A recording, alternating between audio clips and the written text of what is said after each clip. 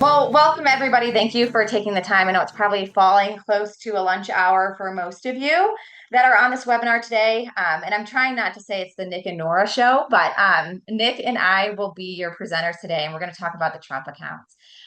So one of the topics and why we wanted to talk about it, the Trump accounts, is because it's probably top of mind, right? So the Trump accounts were created during the One Big Beautiful Bill last year in 2025. They initiated this year, and then you could start contributions on July 4th of 2026, this past summer. So a lot of questions that we're getting is just because you're hearing about Trump accounts. There's not, I wouldn't say it's truly clear, on what the Trump accounts are and all the rules and regulations around that. So that's why we wanted to hold this webinar, really clarify where everything's at right now, because things will change. They're still forming, and we'll kind of educate you on things to keep an eye out of. And surely for those clients, because I know we have some that are young families, have young kids, and some grandparents on here too.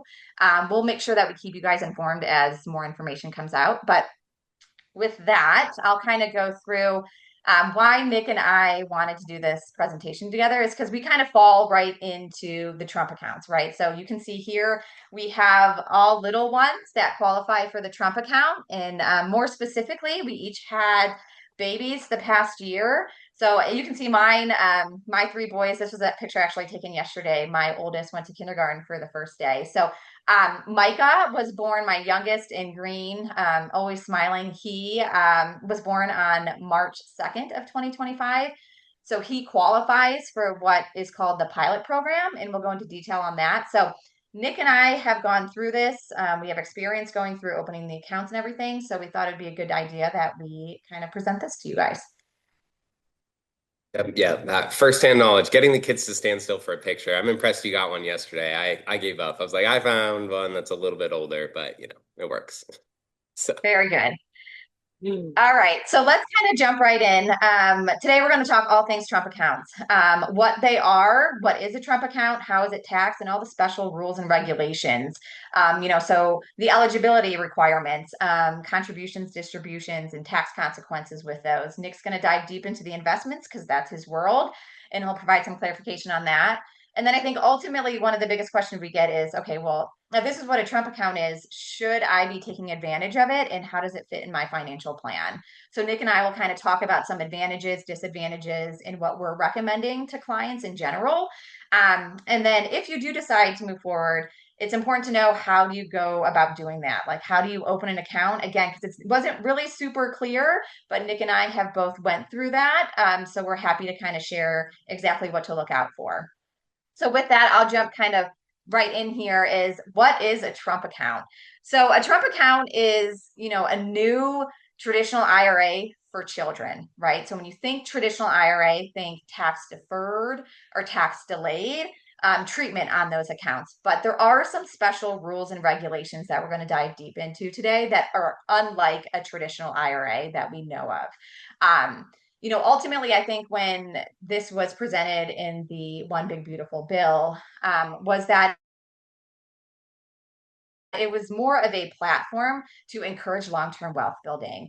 And when you think of that, I think, the strategy is right, right? We always learn, invest early and often. And especially for those people that aren't accustomed to investing, now being able to do this for your children can be an important tool and at least get you off on the right step, increase financial literacy and things like that. So I do think the overall, overarching goal of what the Trump accounts is in the right direction. So that's kind of what the goal is when it came out. So when I think of Trump accounts, what I try to do is kind of put it into three sections. So this first one is, okay, well, how do I open this account? So, the easiest way is when if you do have a child at birth, you're able to open this account, and we'll go through some of the criteria and requirements in order to do so. Another thing when you think of how do I open it, but who can open it? And that's really specific. So what the OBBB kind of outlined and what the rules are around a Trump account is there's a order of priority, right? So a person I know, like I said, we have some grandparents on the call and obviously some parents on the call. The first kind of person that can open the account is the legal guardian. If there's not a legal guardian, then it goes to the parents, then it goes to an adult child, and then it goes to the grandparents. So if you're sitting on here being like, oh, I got to open this for my grandkids, not necessarily similar to a 529. It does rank in order of priority, and we'll go into details on how to actually open that. And just know when you open the account, the child is the owner of the Trump account, and the authorized individual opening it oversees it up until the age of 18. We'll kind of go into details here. So this biggest chunk of the Trump account falls into the age of really birth until 18 or 17 here. So this is what they call the growth period. This is where you can make contributions. And again, we'll go into the specifics on that, but you can make contributions up until they turn 18. So the year they turn 17, you can contribute up to December 31st of that year. Once they turn 18, that account now becomes a traditional IRA, just as we know it, and loses all of those rules and regulations of the Trump account. Okay. One unique thing that I like to point out, what's different than a traditional IRA is that the child does not need earned income in order to contribute during that growth period. And that's like a unique kind of benefit of the Trump account, although limited, and we'll go into that. I don't expect Micah at the age of 1 to be having earned income in order to contribute to his account. So a benefit of that, but also just know at the age of 18, that account, the child becomes the custodian, and it is that their traditional IRA, and all the rules around a traditional IRA now come into play. Okay. Nick, anything kind of to add there, or any experience you've had or read about the Trump accounts? Yeah, no, everything you're saying definitely tracks, and it feels like there's I don't know, like a short-lived account almost, right? Like it'll only live for 17 years. Like there's no way like it automatically converts to an IRA when they turn 18. So there's no chance that you like miss the window. Like, oh, I'm 19, forgot to convert my account. It's like no, that whole thing will automatically happen at 18. So Yep, exactly. Okay, so now let's kind of talk about who can actually open an account. What are the qualifications for that? So as you can see here, pretty straightforward. One, you obviously have to be a U.S. citizen. You have to have a valid Social Security number. And what I've heard, because it's obviously been post having babies, that when you file for your Social Security number, they also give you the form to file for the Trump account, which is kind of nice. So you can take advantage of that. So you need those two things. And as we have mentioned, you have to be under the age of 18. So we talk about the birth, right? As a child's born, you can open the account. But if your child, for example, like Nick and I have older children under 18, as long as they're under 18, you can still open an account. You may not just qualify for some of the additional benefits. We'll get into conversation in detail in a little bit. But so I think bad public math, I think it's probably any birth date after 2009 your child is able to open a Trump account and you'll still be under 18. So something to kind of think about again if that's in your financial plan, but we'll talk about that in a minute. The other thing is you can't have multiple, which really at this point doesn't matter. Like we had mentioned, things are continuing to evolve. There is one custodian that they use, Robinhood, that holds the assets. Now, that is not to say that more custodians will come on board, which they are in discussion of offering, like Fidelity, a Schwab, a Vanguard. Those just haven't been available yet. So as more custodians come on, just be aware that you can't have multiple Trump accounts for your children at different custodians and I both qualified. Our youngest child qualified for the pilot program, so the $1,000 seed money. So we obviously moved forward with that. It's free money. I don't know who wouldn't want to move forward with that. But the qualifications is you have to have a child born after January 1st of 2025. And as of right now, it goes through December 31st of 2028. So if you fall into that window or are planning a family, you qualify for the pilot program, the $1,000 seed money from the Treasury. yeah. And we'll go into details on how to file that. Yeah.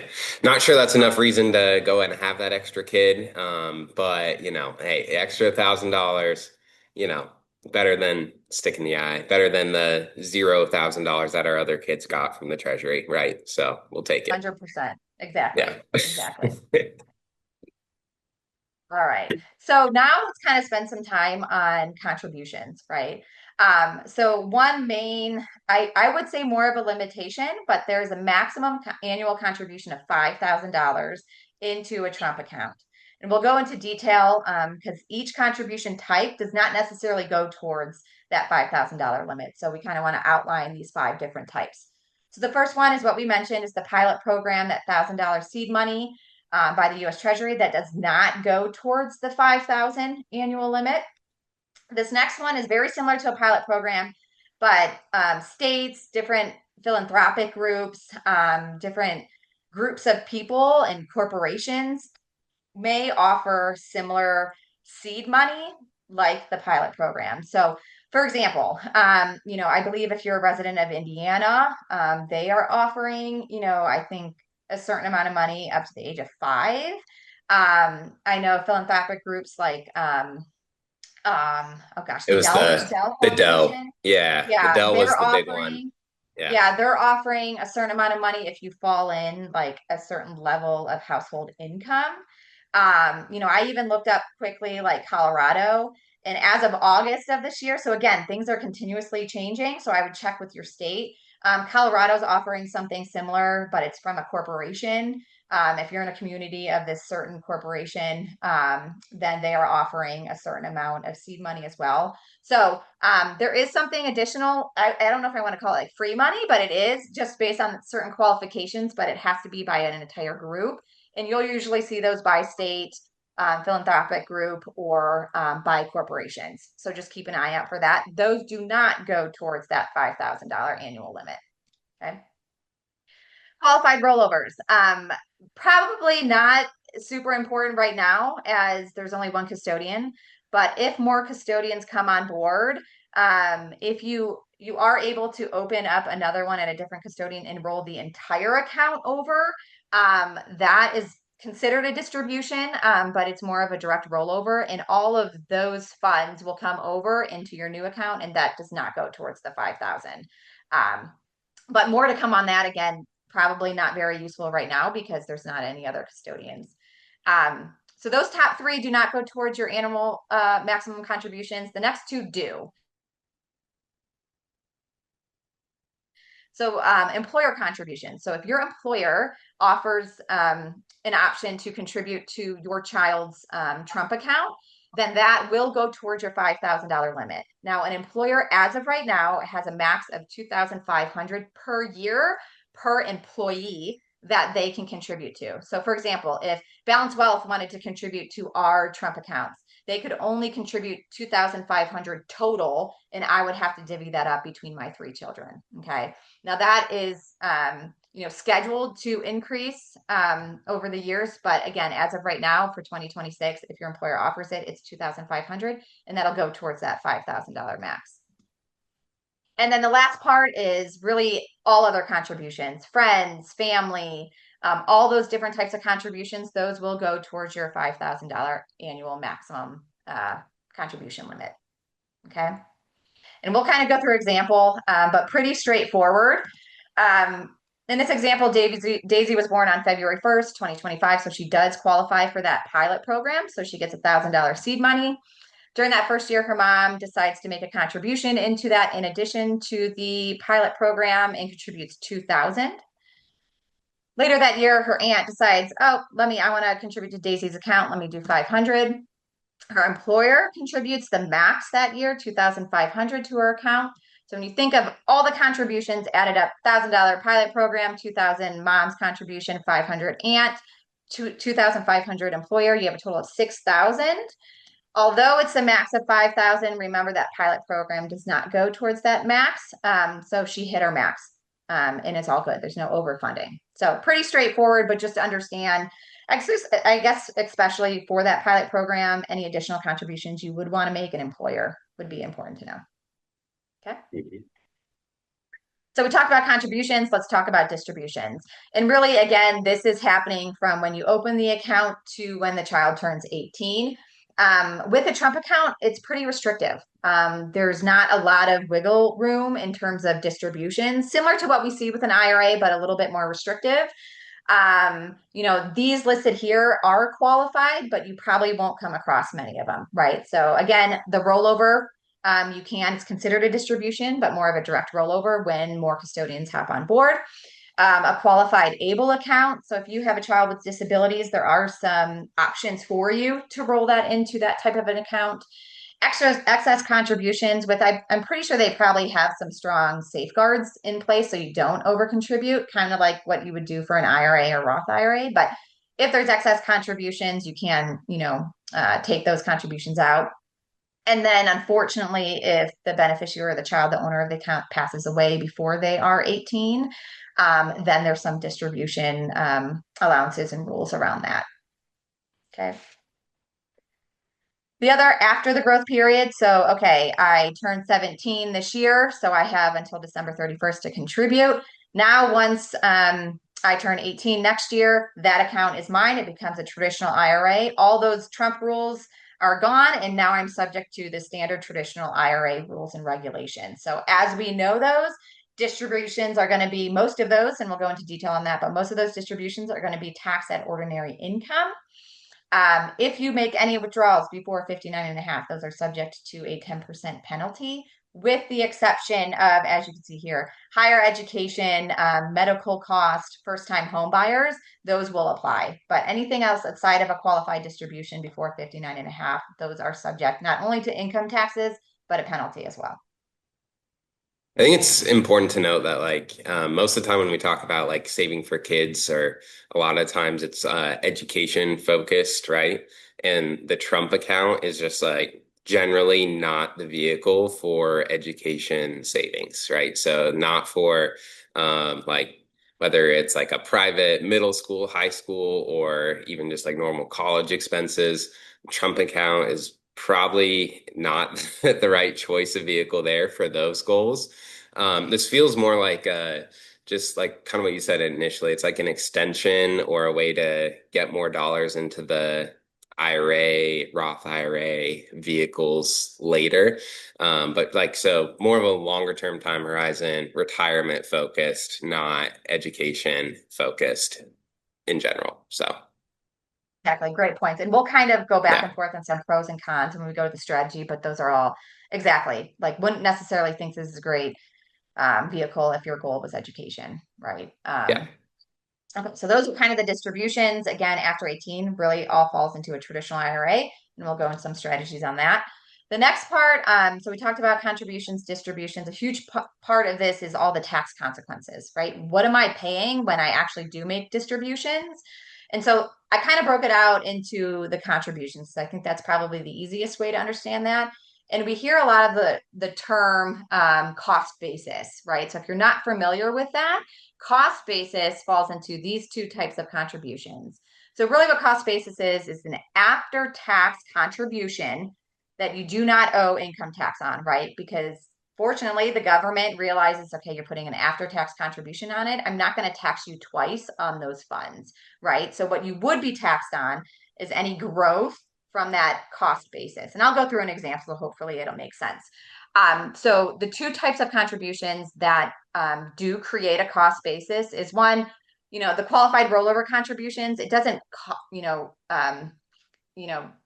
it doesn't make the cost basis, but any cost basis coming over from one custodian will go directly to the other. Again, probably not, needed right now, but just something to consider as things change.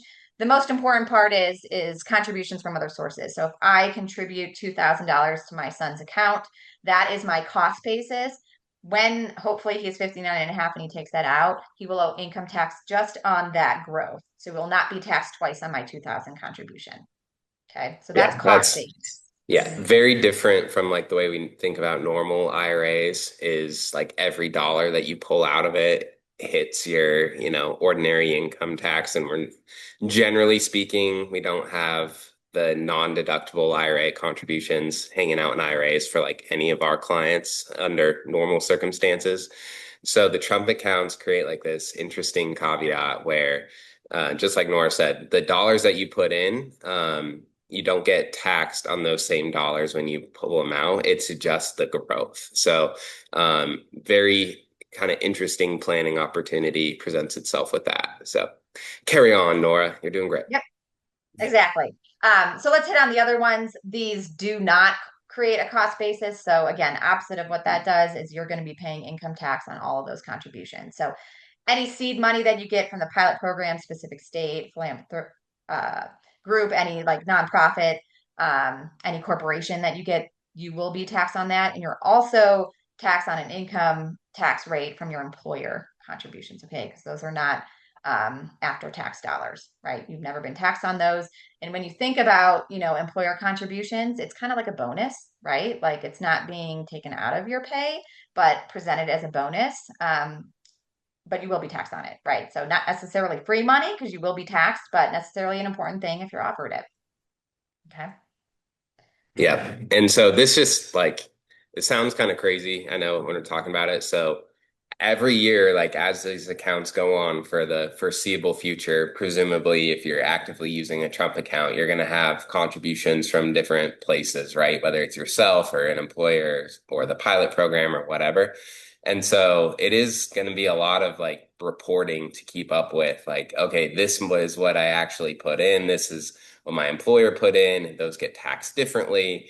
So there's a lot of like record keeping that goes with this because there's so many nuances. So not looking forward to that for like the record keeping part of me. But I'm like, man, this is it's gonna be a lot of work to keep track of it. So hopefully Robinhood makes that easy and does a good job. So we'll You would see. think the custodians would be because, Yeah.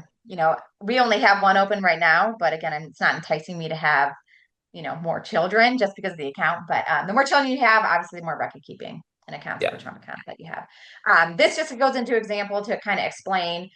This is Donald. His parents contributed 5,000, the max, to his Trump account because his contribution was made with after tax. Again, he's not going to be taxed twice, so this is going to be his cost basis. The 5,000 is the cost basis. He also received $1,000 Treasury pilot, which does not create a basis. Over time, the account earns another 15,000, bringing the total value to 21,000.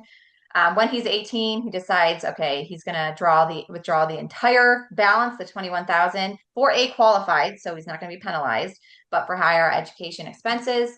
So again, the 5,000 is considered the cost basis. He will not pay income tax on it, but the growth of that, including the seed pilot money, 16,000, is subject to ordinary income. So when you go through that from a planning perspective at 18, you know, probably not making the highest, as of right now, 37% tax bracket, but also you need to consider if you do take those withdrawals, depending on how large that account grows to, that is subject to, whatever you're making income tax bracket at the age of 18 or whenever you withdraw. So could be 37. I would love to be 18 making, enough money to be taxed at that bracket, but just a consideration and things to keep in mind. Yep. Yeah. Looks great. Okay, so I'm going to hit it over to Nick because this is his world, investments. Yeah, so the investments right now, super simple. There is one choice, and every dollar is automatically invested into that one choice. So there are zero decisions to be made as far as what do I invest in or which funds or whatever. The one fund that was selected is ticker SPYM. It's the tracks the S&P 500 by State Street. And the expense ratio, so the fees within that fund are 2 basis points. So that means for every $10,000 invested, there's $2 of annual operating expenses within the fund. So I'd say they picked a really solid, cheap one, like low cost, cheap kind of has a bad connotation. A low cost fund that's designed just to track the S&P 500, which is a basket of the 500 largest US listed stocks. And so right now, that's the only choice.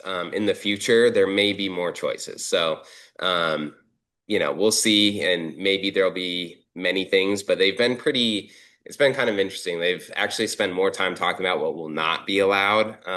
Like they don't allow cash just to accrue in this. They're not letting people to, like, you know, buffer or try to trade in and out of the markets. It's designed to be that kind of long-term growth vehicle participating in the US economy, US markets. And so there's no international stocks, which is interesting, no cash allowed. And right now there's no like sector ETFs or anything where you like get more specific or granular on areas that you want to overweight or underweight. So some of those things may change in the future, but right now that's the general operating criteria. And yeah, they also penciled in a hard cap of 10 basis points, zero, which I know is investment nerd jargon. So 0.1% is the max fees, and the fund that's in there right now is 0.02%. So very far underneath the cap, very inexpensive. It's great. It's a lot better, honestly, than what I see in a lot of like 529 plans where the fees are generally a lot higher and they're dictated by the states. And the states, I don't know, have done not a great job at capping their fees at a low amount. So it's not all bad or anything like that. But right now, it's like this is your choice if you participate in Trump accounts. So Yeah, and it's I like, think that kind of goes to the overall arching goal of what the strategy is behind a Trump account is to be encouraging, not discouraging. So if you're opening it up to everybody, a lot of people aren't familiar with different types of investments and what all this, what Nick just said, they might be sitting, I don't know what that means. So, it is inviting. I think it's, encouraging people to at least just get started and not have to worry about, am I doing the right thing? Right. It's kind of all set yeah, and planned for you. So yeah. So awesome. Okay. So now kind of we went through what is a Trump account, what are the contributions, distributions, tax strategy, what can I invest in? So really all of the rules and regulations. Now the biggest question is, okay, we know what this is, but does it make sense for me? Should I be taking advantage of it? And I thought Nick and I can kind of go through a pro and con list on this.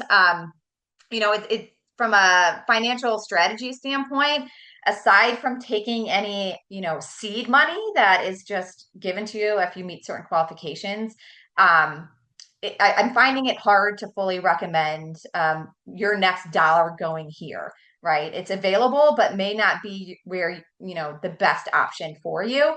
And reason being, let's talk about goals. So if you're someone, and we had mentioned this before, Nick brought it up, if your goal is to pay for education, um, a Trump account probably won't be your best option. Look towards a 529, right? You can get tax, deferred growth on that. And if you use it for qualified expenses, you never pay taxes on it. So would you want tax free for education distribution, or would you want to pay income tax on it, right? Um, so, if your goal is education, probably lean more maybe towards a 529 or at least open that conversation up. If you're someone where you just want liquidity for your child, a brokerage account may be better, right? Extremely restrictive distribution in a Trump account. So, from a liquidity standpoint, probably doesn't really make sense. Okay. Um, you know, in addition to that, I think one thing that's also maybe a con is things are still forming, right? We don't know everything that's going to happen to a Trump account in the next couple of years. Things are going to change. Different rules may come in. And so I think from that standpoint could be a con as well. We're just not fully understanding what a Trump account is. I mean, we're just able to start contributing in July. So I would put that on the con list, Nick. So you tell me, do you have any other pros that you would say might make sense for someone in their family? yeah, I think the main pro of the Trump accounts is that there's millions of children that now have an investment account in their name that they would have never had otherwise, and that like their parents wouldn't have set up for them otherwise. And so, really, it's like the main intent of this program was just getting more average, everyday, maybe even like lower income Americans to participate in the US stock market and have some equity in all the great, amazing growth that's going on in the market. So that's, I think, like the overarching like intent of this. And, I think we can all say, hey, that's great. We want more people to participate in all the wealth creation that happens in this country. When it comes to the financial plan, like playing into the extremes. I'm like, okay, I can kind of see how this might make sense. Because when your kid turns 18, if you were funding this, or even if you only ever took that $1,000 of the pilot money and it grew for 18 years, like it's not, it'll be more than $1,000 in 18 years. Let me put it that way. And it's like, okay, that's not bad. That's a solid number to start. And whether that's just a normal IRA or usually in those, most 18-year-olds when they're right out of high school, like they're usually in some of their lowest earning years in college or whatever. And so it might create opportunities to do Roth conversions and like do a bigger piece into like, hey, maybe you'll have a $10,000, $20,000 Roth IRA when you're 18 years old that you wouldn't have had otherwise. And it's like, hey, that's not too bad. But then it's like, okay, what about the extremes? Like for our clients, what if we max funded the Trump account every year and then we had the full intent of like converting it to Roth? It's like, okay, now you're in the modeled it all out, now you're in like the $90,000 plus range of a Roth IRA at 18 years old. It's like, okay, that's pretty significant because then traditional IRA and then converting into a Roth is kind of the name of the game there. But I mean, it's in the like easily going to be $300,000 by the time you're, 59, 60 years old. So it's a great starting point. And I think that if your goal was to just like, I want to maximize my kid's retirement plan, and here's how I'm going to do it. I'm going to, you know, where we have education covered elsewhere. We have plenty of liquidity in the brokerage account. Like, and then the question is, what else? How do I get more dollars into the Roth, the tax-free category? It's like this would be that other tool in the tool belt where it's like, okay, you're doing all these other things, then you can lean on this, and it'll probably help you get more dollars in Roth form relatively early on. And that's not a bad thing, I'd say. So that's a pro, but again, like your goal has to be long-term wealth creation and probably makes even more sense if you do the Roth conversions versus just leaving it in IRA format too. So that's kind of, for playing the extremes, that's how you could really Mhm. leverage this thing.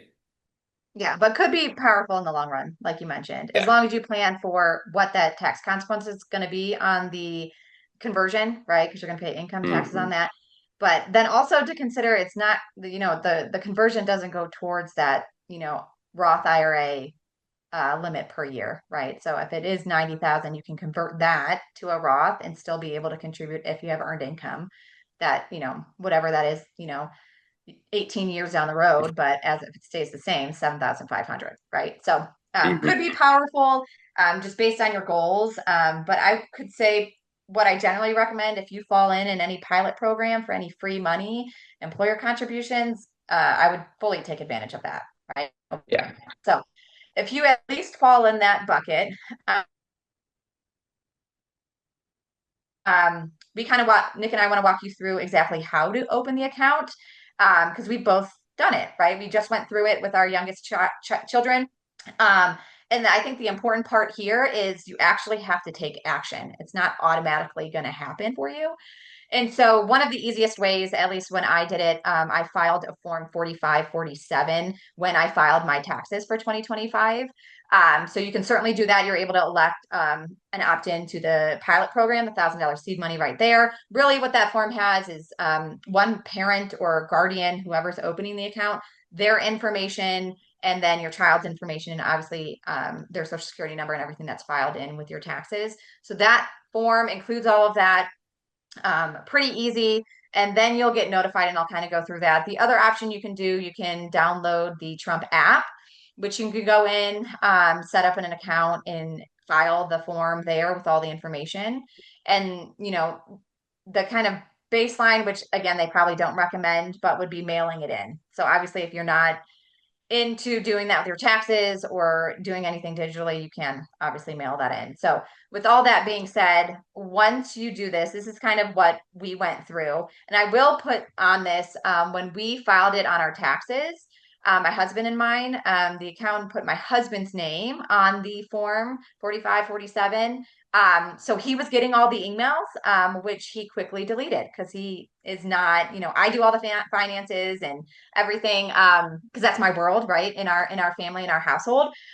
So I would say whoever is more going to be overseeing the account or at least in tune to it to be the person whose name is on that form, because then you'll get the emails. So anyways, either we found it, I had him forward it to me, several weeks, maybe even a couple months behind, but he did find it in his deleted inbox.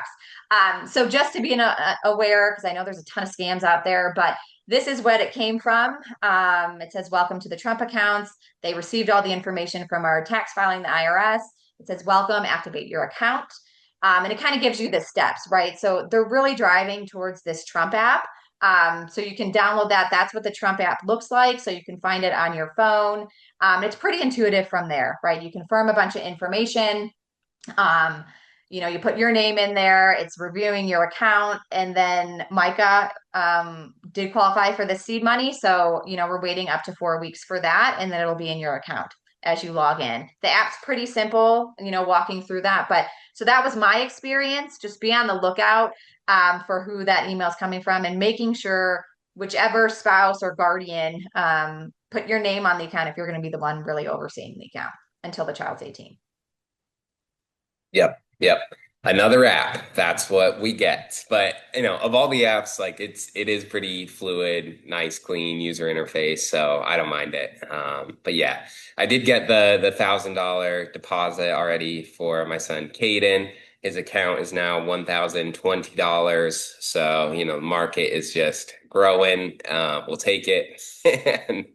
But yeah, so overall pretty easy, like to the extent like if you or your kids or like if you're trying to go through this process and running into any roadblocks, Nora or I are happy to assist with that just because we have this much personal experience doing it.